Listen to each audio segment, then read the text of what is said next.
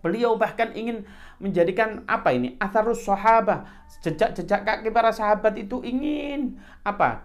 Dilakukan hal itu agar supaya jejak para sahabat itu nempel di kakinya Sayyidina Hasan. Begitu jejak Rasulullah dulu juga menempel di kakinya Sayyidina Hasan.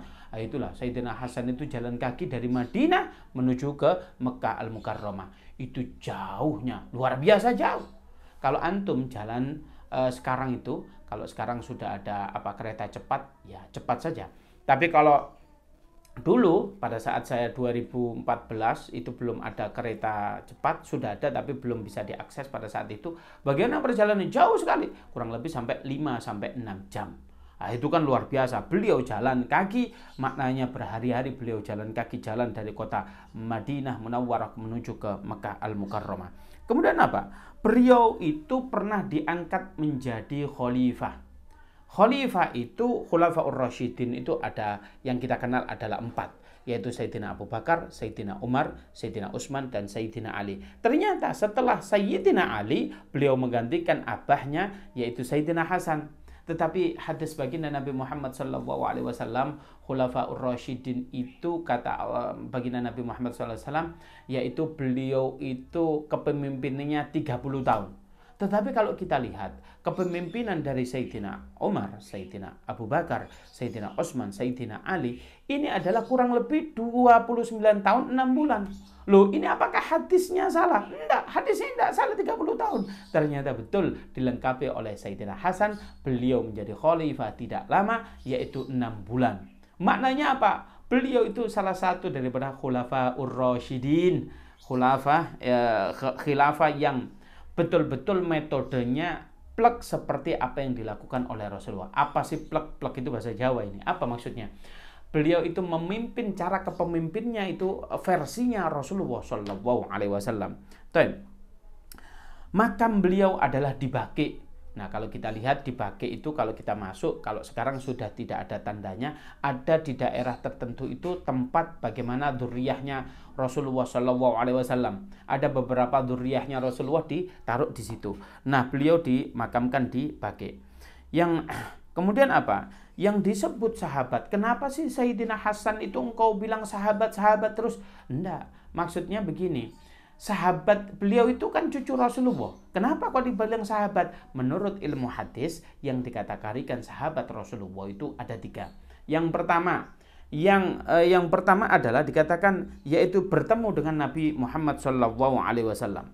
Kalau sudah bertemu dengan Nabi Muhammad SAW, kemudian dia beriman, maka dia dikategorikan apa? Yaitu sahabat Rasulullah SAW.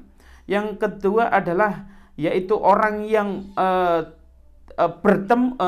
iman terhadap baginda Nabi Muhammad SAW. Yang ketiga adalah mati dalam keadaan Islam.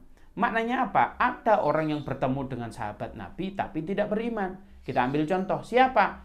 Abu Lahab. Abu Lahab ini ketemu dengan Nabi, berinteraksi dengan Nabi, tapi sampai matinya sampai matinya dia itu tidak beriman. Oleh karena itu, yang beriman saja yang dikategorikan sahabat Rasulullah SAW. Itulah Sayyidina Hasan dan Sayyidina Husain, yang mana nanti melahirkan cucu-cucu yang sangat luar biasa. Di antaranya cucu-cucu yang sampai di Indonesia, di antaranya ada beberapa habaib.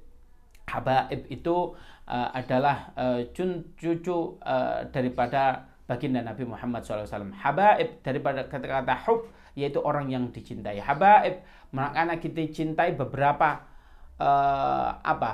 cucu baginda Nabi Muhammad SAW. Ini julukan karena apa? Kita ingin bertakdim kepada Rasulullah. Bahwasanya kita cinta dengan Rasulullah, kita juga cinta terhadap dzurriyyah Rasulullah SAW. Saya katakan sekarang kalau ada isu yang mengatakan menerpa, kalau sekarang para dzurriyyah Ba'dawi itu beliau dikatakan merupakan tidak turunnya Rasulullah, sama sekali tidak percaya. Bahwasanya kalau di luar negeri itu kalau ada Rabithah Alawiyah ditanya, tidak ada satupun Rabithah yang mengatakan apa itu, bahwasanya Ba'lawi itu bukan cucu Rasulullah, tidak. Tapi di Indonesia aja yang ramai. Oleh karena itu ayo kita ta'zim. Bagaimana dong kalau itu habaib itu tidak berilmu? Ta'zim hukumnya itu keharusan bagi kita untuk takdim kepada baginda, kepada cucu-cucu dari Rasulullah SAW apabila kita thalabul ilmi dari Habib yang memiliki ilmu. Oleh karena itu takdim itu lain dengan thalabul ilmi. Kalau takdim, ayo kita takdim karena beliau memiliki nasab. Di dalam tubuh mereka ada darah cucu, ada darahnya baginda Nabi Muhammad SAW. Oleh karena itu kita harus takdim yang sangat luar biasa. Kemudian apa? Di sini dikatakan hadisnya langsung saja, kalau barusan kita mendiskusikan tentang perawi daripada hadis, biografinya yaitu Sayyidina Hasan. Kemudian apa di sini dikatakan da' ma yaribuka ila ma la yaribuka.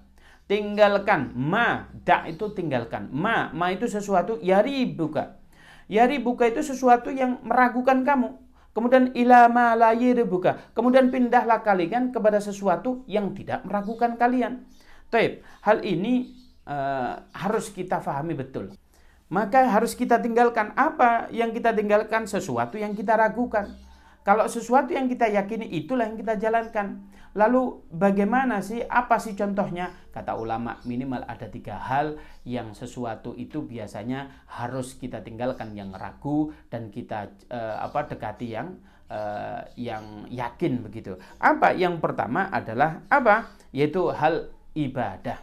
Yang kedua adalah muamalah. Yang ketiga munakahat, ibadah. Kita ambil contoh. Kalau ada seseorang yang berwudu, kemudian ragu ini, oh ini air mutlak atau enggak ya? Ini air suci apa enggak? Maka tinggalkan air itu karena kita ragu. Karena apa? Ada baunya enggak enak nih. Apa ini? Nah, kalau kita sudah ragu, maka itu tinggalkan. Jangan wudu pakai air itu. Begitu juga contoh. Ini kita mau sholat. Ini tadi saya kentut apa enggak ya? Nah ini, saya tadi sudah wudhu apa belum? Kalau pertanyaannya saya sudah wudhu apa belum, maka Anda harus wudhu. Walaupun Anda nyata-nyatanya sudah wudhu. Kalau Anda yakinnya itu tadi, ragunya itu, saya sudah wudhu apa belum, maka Anda harus wudhu. Tapi kalau keyakinan Anda itu, perasaan Anda itu mengatakan, saya tadi kentut apa enggak, maka jawabannya tidak. Karena aslinya kita itu yang enggak kentut.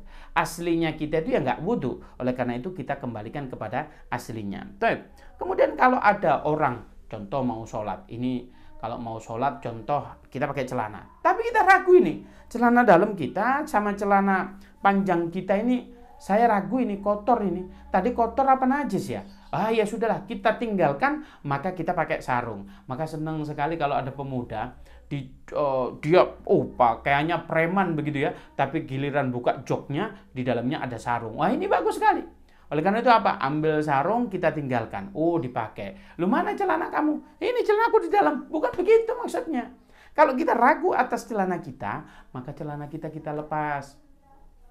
Celana dalam kita lepas, kemudian ditaruh, kemudian apa? Baru kita pakai sarung. Kita sucikan daleman kita sehingga apa? Kita pakai sarung sehingga kita sholat menghadap Allah Subhanahu wa Ta'ala dalam keadaan suci. Baik apa? Libas kita, baju kita suci.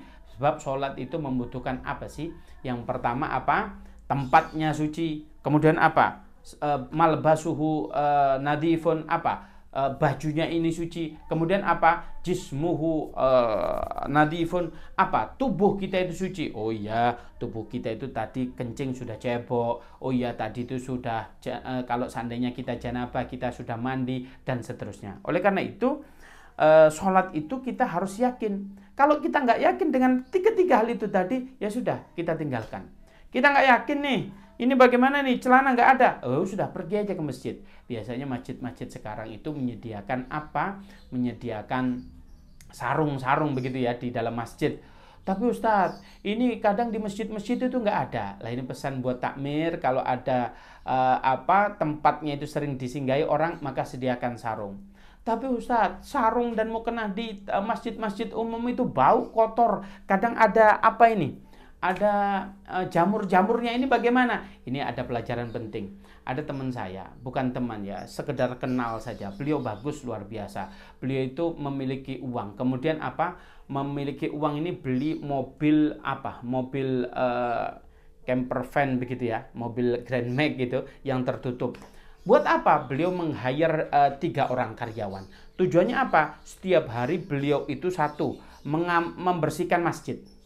membersihkan masjid di sekitar, dibersihkan toiletnya, dibersihkan masjidnya. Kemudian apa? Di dalamnya itu ada sarung, ada mukena. Sarung di situ seandainya ada 5 diambil, dikasih digantinya yang sudah bersih. Mukena di situ ada 5 diganti. Kapan-kapan nanti dikembalikan. Yang ini sudah dicuci di rumahnya, di tempat markas mereka. Kemudian apa? Dikembalikan ke masjid yang asalnya tadi. Ini merupakan amal yang sangat bagus. Sehingga kalau Anda beramal semacam itu, contoh ada orang membutuhkan sarung, sarungnya bagus, bersih, enak, maka Anda mendapatkan pahala. Kalau ada seseorang ibu-ibu yang sholat mukenahnya harum luar biasa, menjadikan dia khusyuk, bagus, maka Anda menjabarkan pahala. Saya pikir orang ini sangat luar biasa. Dia ingin beramal, modalnya sedikit, tetapi apa? Keuntungannya sangat luar biasa. Maknanya apa? Pahalanya gede. Dia modalnya apa? 3 karyawan, 1 mobil, kemudian apa? Alat-alat bersih, vacuum cleaner atau apa, itu beliau sangat luar biasa. Makanya sekarang itu beliau itu kalau nggak salah sudah membuat kayak call center begitu ya. Makanya beliau itu siap kalau ada masjid-masjid yang ingin dibersihkan, kita tinggal WA saja ke beliau. Beliau itu domisilinya di Malang. Ini sangat luar biasa. Itulah sekilas tentang masjid. Kalau kembali kepada dari pokok permasalahan, kalau kita ininya kotor, maka tinggalkan. Kalau kita ragu ini suci atau tidak, maka tinggalkan. Seperti halnya kita itu mau berangkat haji. Ustaz, saya mau berangkat haji, tapi duit saya ini bercampur-campur. Bercampur apa lah? Bercampur apa? Yang pertama duit tempe, yang kedua duit tahu, yang ketiga duit apa ini? Duit apalah, duit banyak hal. Nah itu kan nggak masalah, tempe tahu ini. Ya, tapi sebagian duit itu kemarin tuh, kalau nggak salah dulu saya pernah korupsi. Nah ini, saya itu pernah salah satu modal usaha saya riba, maka tinggalkan. Ya sudah, cari uang lagi, hajinya pakai uang yang halal. Apabila perlu modal-modal yang itu kita bersihkan sehingga apa? Kita memulai usaha dari sesuatu yang halal. Karena apa? Kalau modal usaha kita itu sesuatu yang haram, maka usaha kita jadi haram. Seandainya haram ibadah kita yang menggunakan duit itu, maka ibadah kita tidak diterima oleh Allah Subhanahu wa taala.